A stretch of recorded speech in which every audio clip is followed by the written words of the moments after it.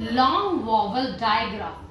Digraph means two letters giving one sound, and the sound will be of the letter.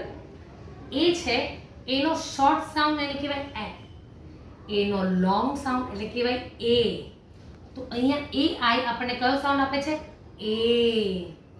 A Y કયો sound આપે છે? એ. And A split ઈ કયો sound આપે છે? અહીંયા ઈ silent રહેશે અને એનું નેમ બોલવાનું છે. નેમ એટલે એ બોલવાનું છે. શું બોલવાનું છે? એ.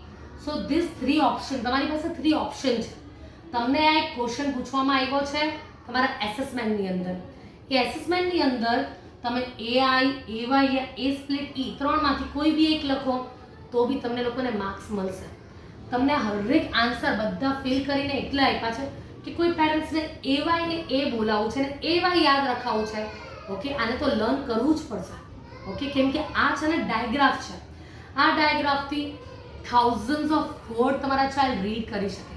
તો આ ડાયગ્રાફ તમારે મેમરાઇઝ કરાવવાના છે બચ્ચાઓને. Like double E, E and E comes together, says E A,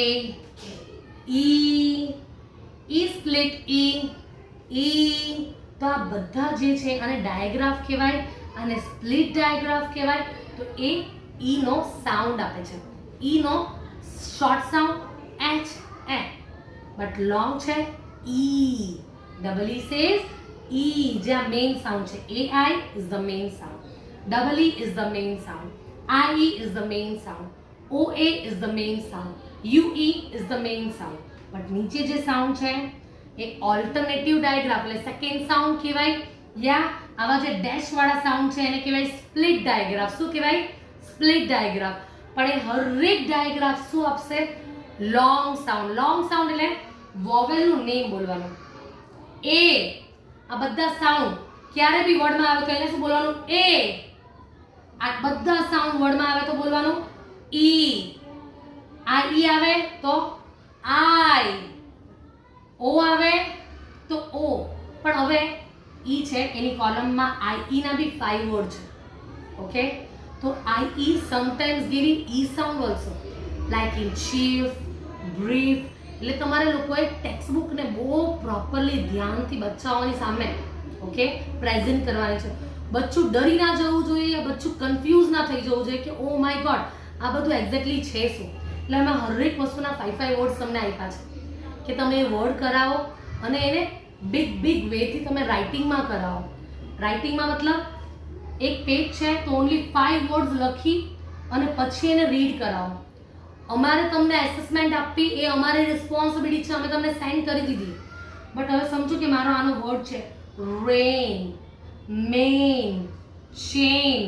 okay, તો મારે એક પેજની અંદર બિગ હેન્ડરાઇટિંગથી લખી અને સ્પેલિંગને હું સાઉન્ડથી રીડ કરાવું. ર એ ર એન, રેન. લાઈક એ વાયનો મારે વર્ડ શીખવો છે તો ડ એ ડે, મ એ મે. ઓકે, તો ભીડભાડમાં બધા વર્ડ હોય ને એવી રીતના એ લોકોને પ્લીઝ રીડ નહીં કરાવો. થોડા એક પેજની અંદર 5 વર્ડ મોટા હેન્ડરાઇટિંગથી લખી અને એની સામે પ્રેઝન્ટ કરો. કેમ કે રીડિંગ આવડશે તો એ લોકોના હરેક ડર તમે જાતે રિમૂવ કરશો. સ્કેરનેસ છે, જે ડર છે, ગભરાહટ છે, એ હજી ધીરે ધીરે રેસ થશે જો આપણે એની પર વર્ક નહીં કરીએ ને તો. કેમ કે આ હરેક વસ્તુ આપણે સ્ટેન્ડર્ડ ફર્સ્ટ માટે કરાવીએ છીએ બચ્ચાઓને. ફર્સ્ટ સ્ટેન્ડર્ડની અંદર બચ્ચાઓને અચાનકથી જે ટેક્સ્ટબુક આવે એનો જે ડર અને સ્કેરનેસ આવે, બચ્ચું નેગેટિવ ના થાય એની માટે અત્યારથી આપણે આ બધી વસ્તુ પ્રેઝન્ટ કરીએ છીએ. તો પ્લીઝ તમારા બચ્ચાઓને ન સમજમાં આવે તો 100% you can take the help of મારી હેલ્પ લો તમે. ઓકે, બટ અત્યારે તમે લોકો આવી રીતના ડીલ કરો બચ્ચાઓ સાથે. Okay, slow and steady. Okay, thank you.